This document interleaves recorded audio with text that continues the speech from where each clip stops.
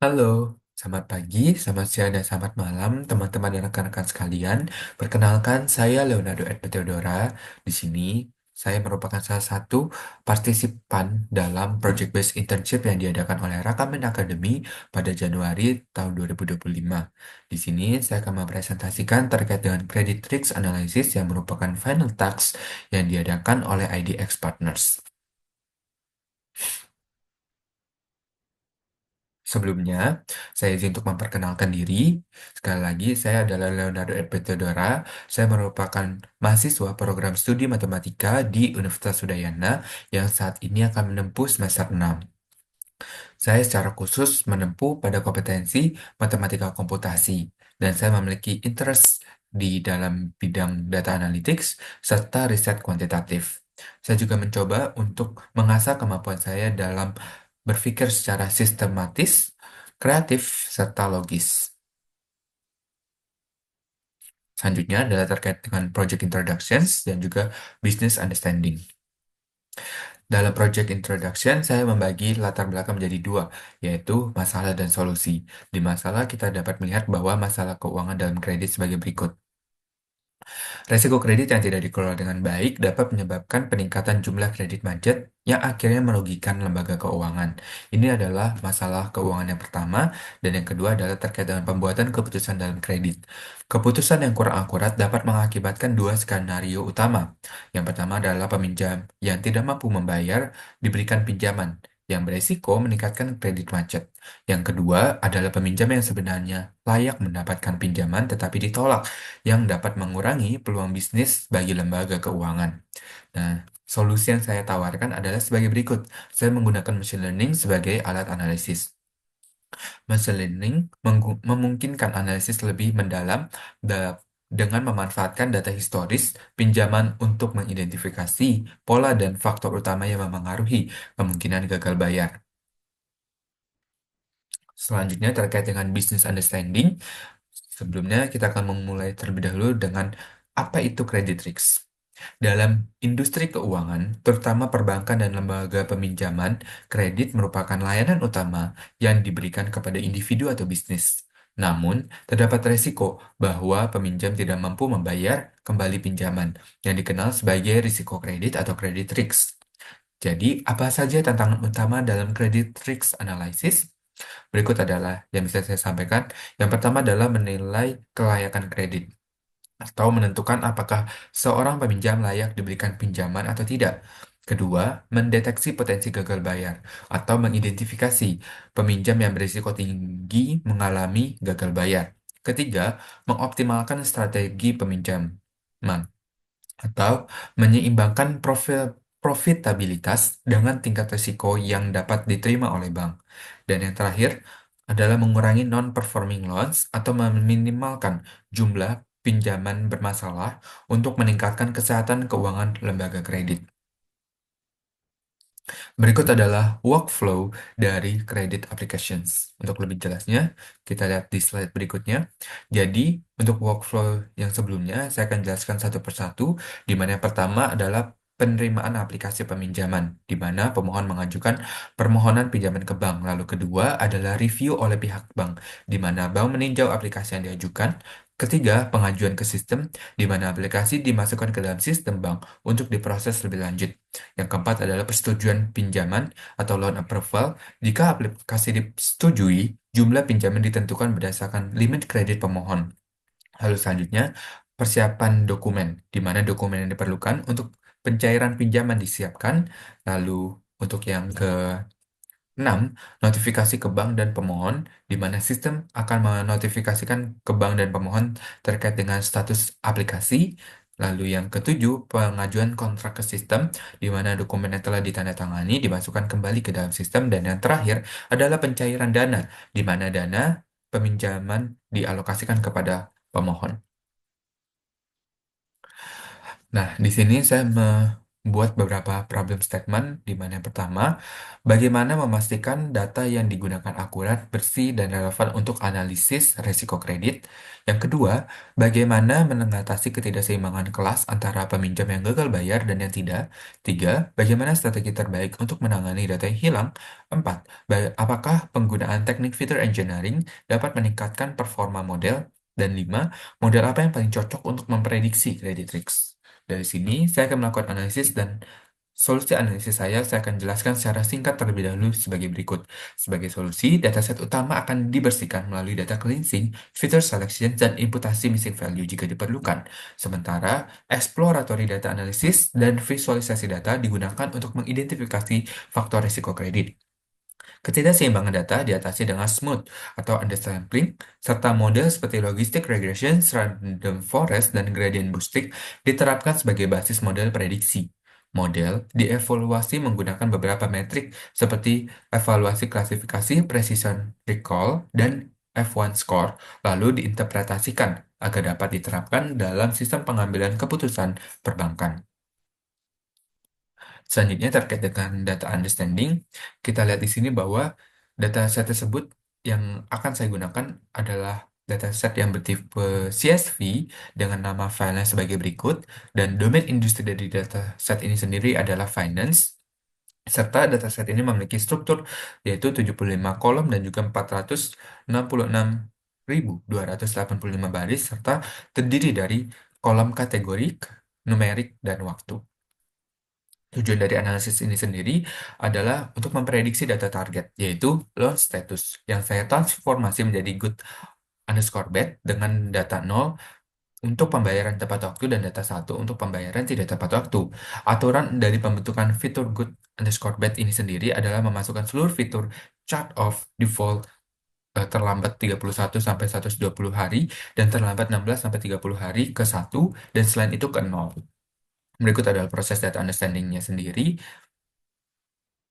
Selanjutnya adalah terkait penjelasan lebih lanjutnya. Terkait dengan transformasi fitur, saya menggunakan sintaks sebagai berikut dan menghasilkan data output sebagai berikut. Lalu akan dilakukan juga pembersihan data kosong sebagai berikut, di mana data dengan jumlah kosongannya akan dibagi dengan jumlah keseluruhan datanya. Jadi misalkan data kolom term memiliki eh, jumlah data kosong sebanyak 100, sedangkan kolom dataset tersebut memiliki baris sebanyak 500, maka 100 dibagi 500 adalah 0, eh, 0,05, atau maaf, maksud saya seperlimanya dari keseluruhan data tersebut, atau 0,2, dan saya akan melihat dari situ mana data yang di atas 0,5, dan data di atas 0,5 akan saya hapus. Sebelumnya, nantinya akan terdapat rentang antara 0 sampai 1. Dan di sini yang akan saya hapus adalah yang di atas dari 0,5 data kosongnya. Oke, selanjutnya adalah terkait dengan exploratory data analysis. Di sini saya membentuk beberapa tiga bagian dari exploratory data analysis, yaitu statistika deskriptif, data cleansing, dan statistika inferensi. Pada bagian statistical deskriptif, saya memiliki 4 poin utama, di mana untuk next payment date, berdasarkan analisis diketahui bahwa terdapat 239.071 kreditur yang akan membayar pada pembayaran berikutnya. Lalu terkait dengan last payment date, mayoritas kreditur terakhir membayar pada Januari 2016. Hal ini berarti sebagian besar peminjam memiliki aktivitas pembayaran terakhir di bulan yang sama. Lalu terkait dengan last credit pull date, peminjam yang gagal bayar atau pada kolom good underscore bad-nya adalah 1, hanya memiliki 51.419 entry, atau sekitar 11%, yang menunjukkan bahwa mungkin tidak lagi diawasi secara aktif setelah melewati titik tertentu. Lalu, untuk data targetnya sendiri, peminjam dengan statusnya 0 pada data target memiliki 103 nilai unik dalam last credit pull date, menunjukkan bahwa pemeriksaan kredit dilakukan secara lebih bervariasi sepanjang waktu. Lalu selanjutnya terkait dengan data cleansing, di sini saya akan cleansing beberapa fitur seperti yang pertama adalah fitur end length, di mana kita lihat di sini fiturnya berisi beberapa tahun yang memiliki beberapa string juga, dan di sini saya akan mengubahnya menjadi bentuk integer saja seperti berikut sehingga lebih rapi dan bisa dioperasikan. Lalu untuk fitur term juga kita lihat terdapat 36 months dan juga 60 months yang akan saya bersihkan kata-kata stringnya di sini sehingga menghasilkan integer 36 dan juga 60 sebagai berikut. Lalu berikutnya terkait dengan beberapa kolom yang memiliki eh, isi dari bulan dan juga potongan dari tahun saya bersihkan terlebih dahulu, yaitu kolom-kolomnya sebagai berikut: issue date, earliest credit line, last payment date, next payment date, dan last credit pool. Sebelum saya perbaiki kolom tersebut, di sini terdapat beberapa data kosong yang kita lihat sendiri sebagai berikut, dan saya menghapus data kosong tersebut sehingga eh, bisa dioperasikan selanjutnya. Dan setelah saya perbaiki data kosongnya, saya mengubahnya menjadi satuan datetime sebagai berikut dan menghasilkan formatnya dari data-data sebelumnya itu sebagai berikut. Lalu terkait dengan statistik inferensi, saya membaginya menjadi dua, yaitu univariate analysis dan juga multivariate analysis. Di mana univariate adalah analisis yang melibatkan satu variabel pada satu waktu, sedangkan multivariate merupakan analisis data yang melibatkan dua atau lebih variabel secara bersamaan. Untuk univariate analysis, saya membagi beberapa plot distribusinya sebagai berikut, dan dari sini kita mendapat beberapa insight di mana untuk distribusi di issue date akan dilakukan analisis trend. Apakah terjadi peningkatan atau penurunan dalam jumlah pinjaman yang diberikan setiap tahun? Lalu terkait distribusi earliest credit line akan dibandingkan dengan tingkat gagal bayar untuk melihat apakah peminjam dengan riwayat kredit lebih lama memiliki resiko lebih rendah. Lalu terkait distribusi last payment date akan dilakukan analisis keterlambatan pembayaran dengan membandingkan last payment date dengan issue date. Lalu yang terakhir adalah distribusi next payment date. Akan dicek apakah ada peminjam yang seharusnya memiliki jadwal pembayaran tetapi tidak ada data next payment date yang bisa menjadi indikasi kredit macet. Berikut adalah analisis lebih lanjutnya. Yang pertama adalah melihat tren penerbitan pinjaman berdasarkan tahun. Di sini kita mendapatkan kesimpulannya, yaitu jumlah pinjaman yang diterbitkan mengalami peningkatan signifikan, terutama pada tahun 2013 sampai 2014. Sebelum 2013, jumlah penerbitan pinjaman relatif rendah. Ini bisa menunjukkan bahwa layanan pinjaman mulai berkembang pesat pada periode tersebut. Lalu selanjutnya terkait dengan perbandingan tingkat gagal bayar peminjam dengan riwayat kredit. Kita lihat sini bahwa usia kredit memiliki distribusi yang serupa antara dua kategori status pinjaman. Dan median usia kredit tampaknya berada di sekitar nilai yang sama untuk kedua kategori, menunjukkan bahwa usia kredit mungkin bukan faktor dominan untuk menentukan status pinjaman. Akan dianalisa lebih lanjut dengan ANOVA untuk membuktikan perbedaan tidak signifikan. Berikut adalah uji ANOVA-nya. Dengan hipotesis nolnya adalah tidak ada perbedaan signifikan dalam usia kredit antara kelompok loan status, maaf di sini harusnya adalah good underscore bad. Lalu berikutnya adalah hipotesis alternatifnya, yaitu setidaknya ada satu kelompok eh, good underscore bad yang memiliki rata-rata usia kredit yang berbeda secara signifikan. Dan kesimpulannya kita lihat adalah tolak H0, atau artinya ada perbedaan signifikan dalam usia kredit berdasarkan status pinjaman. Hal ini berarti usia kredit berkontribusi dalam membedakan antara pelanggan yang memiliki pinjaman yang baik dan buruk. Selanjutnya adalah terkait dengan analisis keterlambatan pembayaran. Kita lihat bahwa sebagian besar peminjam memiliki keterlambatan pembayaran dalam rentang 10-30 bulan, dengan puncak sekitar 15-20 bulan. Terdapat beberapa pinjaman yang mengalami keterlambatan lebih lama, yaitu lebih dari 50 bulan, tetapi jumlahnya jauh lebih kecil. Selanjutnya, pengecekan jadwal pembayaran berikutnya. Kita lihat bahwa sebagian besar jadwal pembayaran berikutnya jatuh pada tahun 2016, menunjukkan bahwa mayoritas pinjaman aktif memiliki jatuh tempo pada tahun tersebut.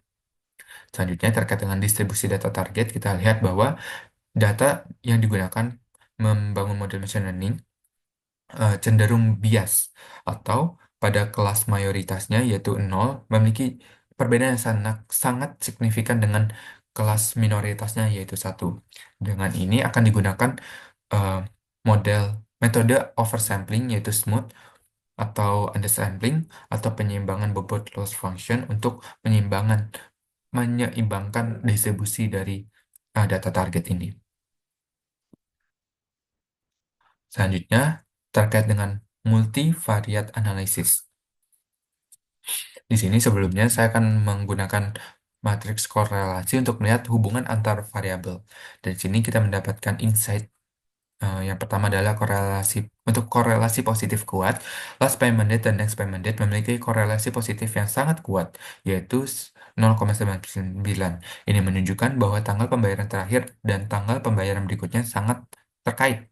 Lalu, issue date dan dengan last payment date dan next payment date juga memiliki korelasi positif yang kuat, sekitar 0,65. Artinya, tanggal penerbitan pinjaman memiliki pengaruh yang besar terhadap tanggal pembayaran. Lalu selanjutnya terkait korelasi positif sedang, end length dan earliest credit line memiliki korelasi positif sekitar 0,15. Ini menunjukkan bahwa orang dengan riwayat kredit yang lebih panjang cenderung memiliki masa kerja yang lebih lama. Selanjutnya, korelasi negatif lemah, yaitu term dan issue date memiliki korelasi negatif yang lemah sekitar minus 0,03, artinya pinjaman dengan jangka waktu yang lebih panjang mungkin sedikit terkait dengan tanggal penerbitan yang lebih awal. Terakhir adalah terkait korelasi lemah. Sebagian besar variabel lain menunjukkan korelasi yang lemah atau tidak ada satu sama lain. Kita akan lihat lebih lanjut terkait dengan yang sudah dikatakan sebelumnya. Untuk payment date, kita lihat bahwa semakin lama tanggal pembayaran terakhir, semakin lama pula tanggal pembayaran berikutnya. Atau dengan kata lain, kedua tanggal ini bergerak bersamaan. Lalu terkait issues dan payment correlation payment, kita lihat bahwa pinjaman yang diterbitkan lebih awal cenderung memiliki tanggal pembayaran yang juga lebih awal. Sebaliknya, pinjaman yang diterbitkan lebih lambat cenderung memiliki tanggal pembayaran yang lebih lambat. Yang terakhir adalah distribution of term atau distribusi term. Kita lihat bahwa distribusi term pinjaman tidak merata, dengan lonjakan yang signifikan pada jangka waktu 36 bulan dan penurunan tajam setelahnya. Hal ini menunjukkan bahwa preferensi terhadap jangka waktu pinjaman terkonsentrasi pada pilihan yang lebih pendek. Selanjutnya kita akan melakukan data preparations, di mana pada data preparations ini saya membagi beberapa bagian, yaitu pertama adalah feature engineering, kedua scaling data, ketiga adalah splitting data, di mana untuk feature engineering sendiri adalah proses mengubah data mentah menjadi fitur yang lebih relevan dan informatif untuk meningkatkan kinerja model. Selanjutnya, scaling data adalah teknik untuk menyelaraskan skala fitur agar memiliki rentang nilai yang seragam, seperti menggunakan normalisasi atau standarisasi. Dan terakhir, terkait splitting data, yaitu membagi dataset menjadi beberapa bagian. Biasanya training set, validation set, dan test set untuk memastikan model dapat belajar dengan baik dan diuji secara adil. Pada bagian fitur engineering, saya mengubah data-data target, data-data prediktor sebelumnya untuk memprediksi, yaitu term, M-line, issue date, earliest credit line, last payment date, last credit pull date, dan good and score bet menjadi beberapa menjadi data numerik sebagai berikut, sehingga bisa digunakan lebih lanjut. Untuk proses ini sendiri digunakan untuk menghitung jumlah bulan sejak suatu tanggal tertentu hingga 1 Desember 2017 dalam dataset. Setelah itu, jumlah bulan dihitung berdasarkan selisih antara tahun dan bulan dari tanggal tersebut dengan tanggal referensi. Lalu, nilai negatif dikoreksi menjadi 0. Eh, Hal ini berlaku pada data-data yang mengandung datetime saja. Selanjutnya untuk scaling, saya menggunakan scaling dengan Z-score, di mana Z-score berguna untuk menstandarisasi data dengan mengubahnya menjadi distribusi dengan min 0 dan standar deviasi 1. Ini penting untuk algoritma yang sensitif terhadap skala fitur seperti regresi linier, KNN, SVM, dan PCA, karena memastikan bahwa semua fitur memiliki kontribusi yang seimbang dalam model. Berikut adalah rumus dari Z-score sendiri. Yang terakhir adalah terkait dengan splitting data. Sebelumnya kita tahu bahwa data targetnya memiliki kasus imbalance dan saya di sini menggunakan metode smooth untuk membalancekan data set tersebut sebagai berikut dan ini adalah hasilnya di mana data latihnya itu menjadi 368.096 dan data tesnya menjadi 992.024 dan perbandingan dari data latih dan data ujinya adalah 80/20. Berikutnya adalah terkait dengan modeling, di mana dalam modeling saya menggunakan tiga model, yaitu Logistic Regressions, SGBoost, dan Random Forest. Dan akurasinya adalah sebagai berikut, di mana Logistic Regression adalah model dengan akurasi paling kecil dan Random Forest adalah model dengan akurasi paling tinggi. Evaluasi. Saya di sini menggunakan confusion matrix untuk mengevaluasi terkait dengan true positif, false negatif, dan eh, false positif, dan true negatif. Di sini kita lihat bahwa logistic regression cenderung memiliki lebih banyak false negatif, yang berarti model ini kurang baik dalam mendeteksi kasus positif. Kemungkinan gagal mendeteksi resiko kredit tinggi. Lalu, random forest meningkatkan true positif secara signifikan dibanding logistic regressions, namun masih memiliki sedikit lebih banyak false positif dibanding SGBoost.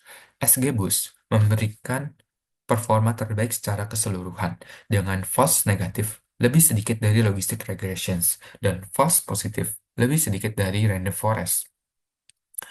Berikutnya dengan metrik-metrik precision, recall, dan F1 score, kita mendapatkan kesimpulan sebagai berikut, di mana untuk precision, SGBoost memiliki precision tertinggi untuk kelas gagal bayar, yaitu 0,99, sedangkan Random Forest terbaik untuk kelas berhasil bayar, yaitu 0,93.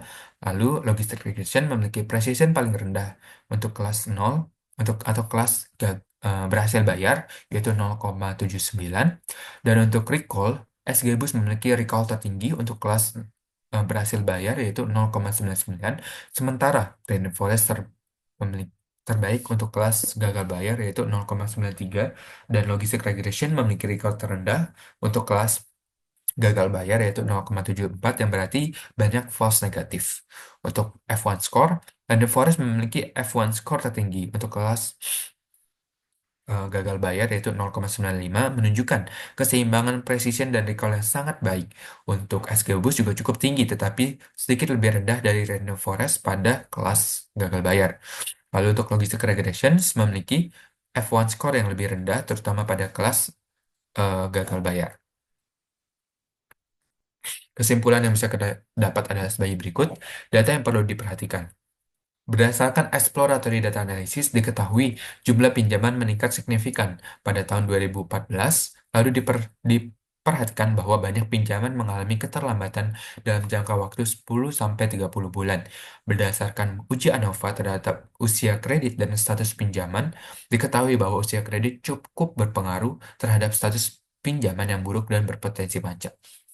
Untuk model terbaik, kita lihat bahwa berdasarkan analisa terhadap data loan loan data 2007 sampai 2014 diketahui model dengan akurasi serta evaluasi false positif, false negatif, true positif, dan true negatif terbaik adalah SGBoost. Jika tujuan analisis adalah meminimalkan skor risiko kesalahan dalam mendeteksi kredit yang berisiko tinggi atau false negatif yang rendah rendah lebih penting, maka SGBoost dan Random Forest lebih disarankan dibanding logistic regressions. Jika ingin lebih ketat dalam mengurangi false positif atau menghindari salah menolak kredit yang seharusnya layak, SGBoost menjadi pilihan yang terbaik. Baik, mungkin sekian yang bisa saya sampaikan, kurang lebihnya saya mohon maaf, dan terima kasih sudah menyaksikan.